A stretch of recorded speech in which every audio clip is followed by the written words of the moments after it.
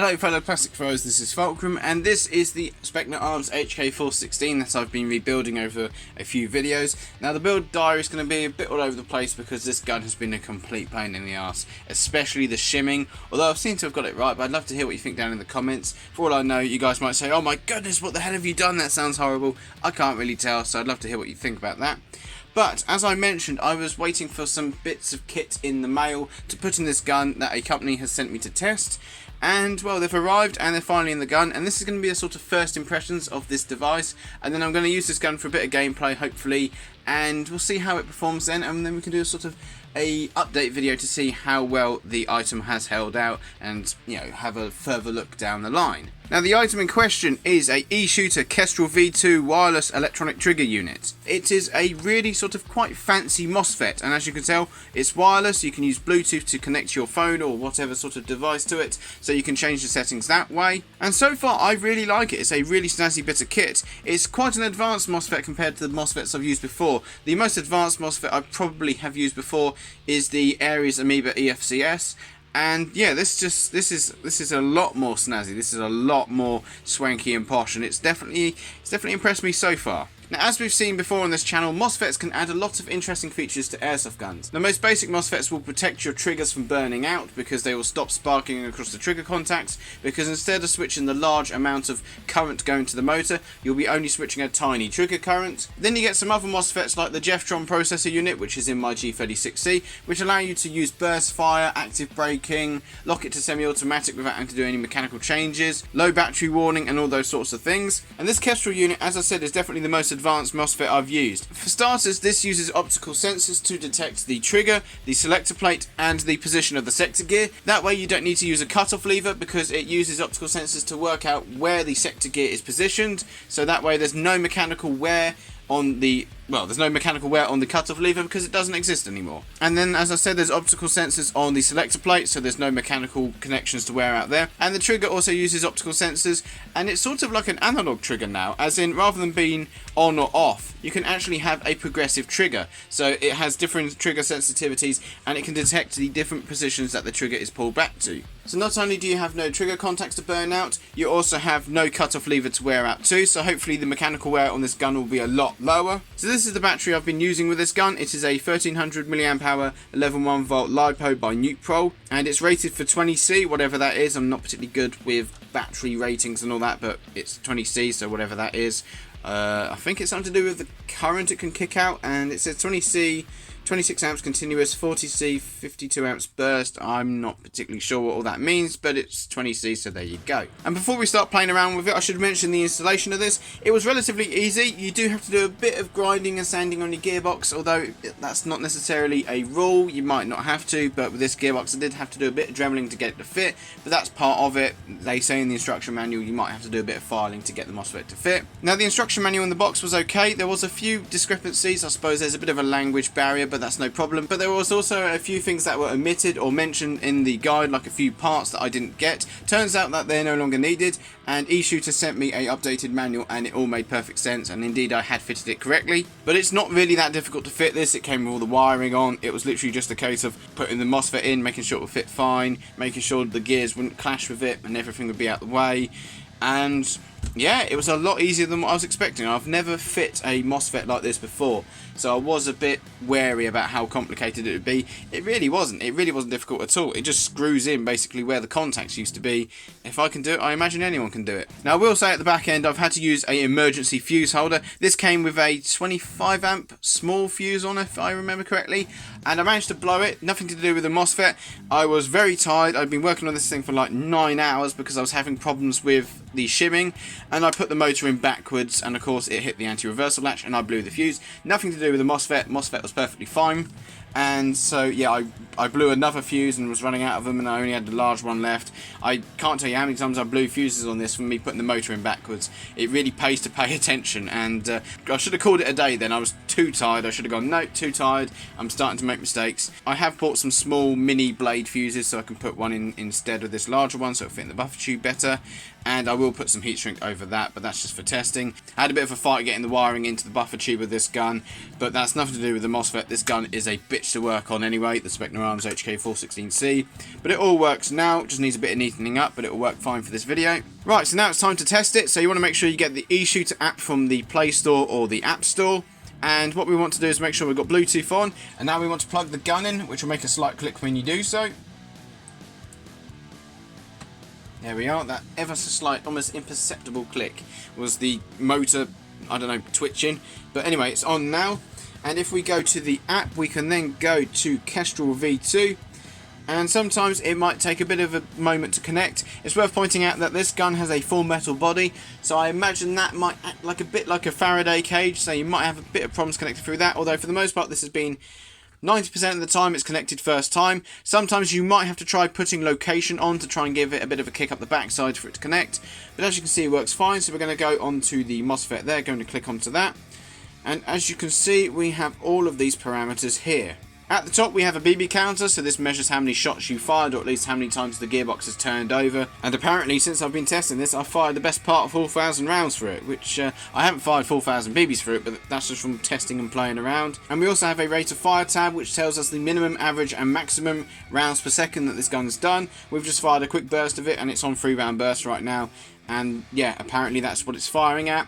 I prefer personally rounds per minute, but that's just me. Everyone else prefers rounds per second, so it would be nice if you could change it to rounds per minute, but I'm perfectly fine with that. And we also have trigger response, which I'm not particularly an expert on. I don't really know what a good trigger response is, but as we can see here, minimum 5 milliseconds, average 53 and max 56.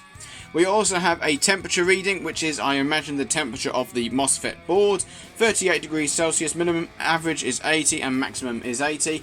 Now that's going to be nothing for a MOSFET. These things are designed to run at like 120 degrees Celsius absolutely fine, so there's nothing alarming there. We also have a current readout, and semi-automatic will probably draw more current because it's stop, start, motor spinning and then immediately coming to a halt. Whereas full auto and burst, once you get over the initial getting the gearbox moving, once you initially get past that, it's going to draw a bit less current because it's already moving and got the momentum. We also have a voltage readout here, which allows us to see what voltage the battery's at, and we also have a power up time and a battery percentage, and we are using the 3-cell LiPo, so this is apparently at 71%, and we've been powered up for a minute. And over on the sensor tab, if we click on sensor test mode, this puts this gun into the test mode, so it won't fire, it will just sit there.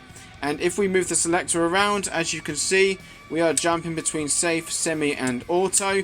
So that shows that the selector plate is being detected by the optical sensors. And we also have a trigger readout, and as I pull the trigger progressively further, these lights will illuminate. So that shows you the analog trigger I was talking about. And that's how you can get a progressive trigger with this thing. And the gear mode, well, that's just so that you can test that the sector gear will actually be detected by the MOSFET. So when you're assembling the gearbox, you spin the sector gear around and you want to make sure that it actually picks up the position of the sector gear. There's going to be a bit of latency between this and the app because it's traveling over Bluetooth. However, that's not going to affect the operation of it. And then at the bottom here, we have calibration mode. I'm not going to touch that right now because this is perfectly calibrated. But basically, you turn it on, you click the calibrate button, it asks you to put it into semi-automatic, and then you allow it to calibrate. You then can unplug the gun and plug it back in. And the main thing that I think this does is calibrate the position of the selector plate. So if you're having problems with it detecting what fire mode it's in, then you want to make sure you recalibrate it. And now we go over into the interesting page, which is settings. And as you can see at the top here, we have the selector. Now you can't change safe, that is going to be safe permanently. And below it you've got semi-automatic, and then on auto mode we've got it set to burst. So right now semi-auto is semi-auto. And let us know what you think about the shimming. It does sound a bit buzzier than usual, than what it sounded like the other day. But I'm not sure if that's just gear noise or motor height. I might have to twiddle the motor height, see if that does anything. And then if we put it on fully automatic, we have 3-round burst. And we can actually change the burst count from 3 up to what I consider a ludicrous 10. So we'll give it a try on 10. I mean, that's just ridiculous in my mind, but it's there in case you need it. I suppose if you're doing 50 rounds a second, that might make more sense. This is probably only doing like 750 rounds a minute, but that's perfectly fine for me. I wanted a low fire rate, general purpose gun, and it's fitting the bill so far.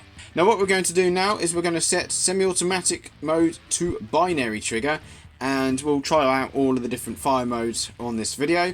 And we're going to set fully automatic to AUG, which is the progressive trigger. Now binary trigger is on semi-automatic, and what binary trigger means is it will fire on the pull and on the release. So it can get a bit ludicrous quite quickly. And then if we put it on fully automatic, it is now AUG, which is progressive trigger. So you pull the trigger slightly, you get semi-automatic, pull it all the way, and it goes to fully automatic instead. And now we're going to set semi-automatic to sniper mode, and we're going to put auto mode back to auto.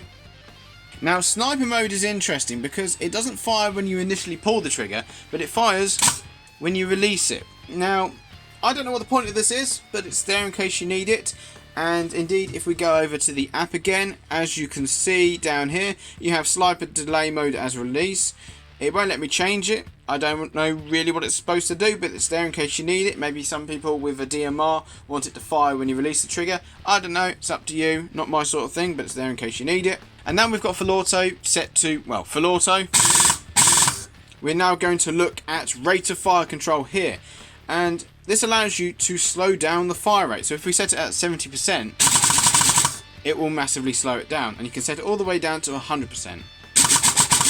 I'm personally going to leave it at 0%, so it's the normal fire rate, but this is quite interesting if you want a more realistic fire rate. If you want it to fire at 600, 500 rounds a minute, you do it that way. I don't know. If you want to slow down your fire rate, there you go. Now, trigger sensitivity, I've got set to 1, which is really high. Now, there's definitely a lot more play than the typical sorts of high-speed build you'd see MOSFETs like this in. And this is not one of those speed triggers because I don't like the look of them. This is a standard curve trigger. And if you set it all the way to 5, it is very low. However, I don't mind it at 1, it's not too bad, so I'll leave it at 1 for now. And we also have pre-cocking mode, which is basically where it has the piston wound back already to fire. So instead of having to wind the piston all the way back and then fire, the piston's already at the back, so it just goes bang and then immediately resets back to the cocked position. So if we turn that on, we've got it set to low. And this will definitely have a noticeable effect on your semi-auto. We'll put it at high. Now, again, I'm going to leave it, I'm going to leave it off for now because I don't really need pre-cocking. And I'm not so sure about the stresses and strains on the gearbox if you've got it in pre-cocking. I don't like the idea of it potentially leaving the piston wound back. And like I said, I'm not particularly sure on the stresses on the gearbox. So for now, we're going to leave it off. We don't really need pre-cocking. Now, unfortunately, the next mode we can't really use with this gun, and I'll explain why shortly. It is the magazine mode. And basically, after 30 rounds, the MOSFET will cut out and turn off, so you then have to reset it by reloading the gun. And what's supposed to happen is when you take the magazine out and push a new one in, it will depress a button which is supposed to stick on the bottom of the gearbox here. And that blue tape is covering up the connections of where the button was. And basically, with this gun is so fussy with magazines, I could not have the button in place. I couldn't even have it in the mag well because it kept getting in the way. So right now I've removed that, and what I'm going to do instead is I'm going to put a micro switch, hopefully a really small micro switch, on the side of the gearbox, which will have a little springy arm, so that way there'll be a bit of give on it, and that will touch the top of the magazines and that will reset it. But that's nothing to do with the MOSFET. It in fact works perfectly fine. I was testing it and it works all fine. It was, it cuts out when it's supposed to cut out and it resets when it's supposed to reset. The only thing I would say, it would be nice if instead of having a tactile switch on the circuit board, we had a little micro switch instead, because unfortunately it just wouldn't allow the magazines to lock in place. So when I get the micro switch fitted, I can then solder it back onto those wires and we can have another go then. But yeah, works perfectly fine, but it may vary between gun because of the mag clearance. But I wanted this gun to work, and the magazines are such a pain in the backside with this. It just had to come out of the way. But like I said, wiring's still there, so I can fix it. But again, works perfectly fine. It responded when it did everything it was supposed to do. It cut out when you fired 30 shots, and then if you let go of the button and then held it down again, it would reload, you know what I mean? It would start firing again, and then when it ran out again, you'd rinse and repeat. It would work fine. We also have gear ratio, which can allow you to set it between standard, high speed and DSGs. This has actually got 16:1 Tomtac gears in, so we're going to leave that alone for now. In fact, I shouldn't have touched that. 18:1 is the closest we've got. And as you can see, we can also set the LiPo protection between LiPo and life batteries. And oh, no, we want it set to LiPo. And as you can tell right now, it can detect that we've got a 3-cell LiPo. And we also have low battery warning. I don't know what that does. I don't know if I imagine it will cut the gun out or give you a signal with the gun, like it might vibrate the motor like what the Jeftron does. I don't know if it will do anything with the phone because I haven't run it down with the phone connected just yet, but we'll find out on the field.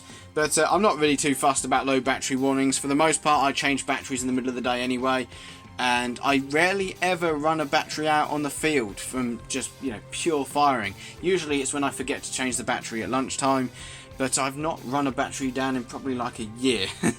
But yeah, I'm sure it works perfectly fine. So right now, my opinions of the Eshooter Kestrel V2 wireless electronic trigger unit. Very good. I'm very impressed by this bit of kit, and I'm very much looking forward to using this out on the field. And considering I'm not particularly great when it comes to high speed builds and that sort of thing, it's not really my sort of area. It seems to have gone in perfectly fine. The only thing I seem to be having a problem with is the shimming on this gun, although I think it's a bit better now, but that's nothing to do with the MOSFET. But the MOSFET, yeah, seems to work perfectly fine.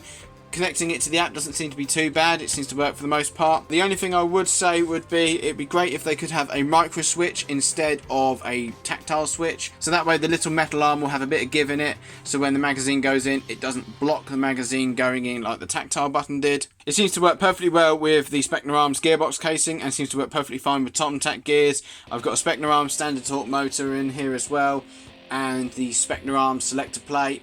Yep, all works perfectly fine, and it works fine on the 11 1-volt battery. Doesn't seem to complain at all, hasn't overheated, no problems like that. Of course, we haven't taken it out on a game day, and I'm going to do a further video of that. I want to do a bit of gameplay where I go through all of the fire modes throughout the day and have a go of that. Hopefully going to be doing that soon when I next go to Commando. This will definitely be the gun I'm going to be using. So yeah, it definitely seems to be a good bit of kit, the Eshooter MOSFET, and I will link their website in the description and their Instagram. Like I said, it'd be nice to have a micro switch instead of a tactile switch. So if you do have problems with the magazines going in, you might have to move the button out of the way and forego the 30 round cutoff, but I'm sure if you put a micro switch in place instead, that should work fine. And I love all the different fire modes of this, especially the binary trigger. It's not usually my sort of thing, but that was until I tried it, and I was astonished by it. I've never used a binary trigger before, and I really do quite like it. Check out the description for Eshooter's website. They definitely seem to have got a good bit of kit here, and I can't wait to use it. So I hope this video has been somewhat useful to you guys. If it has, then make sure you leave a like. And if you don't want to miss out on any new Airsoft content, then please make sure you subscribe and enable notifications. And as always, guys, play fair, play safe. Take care.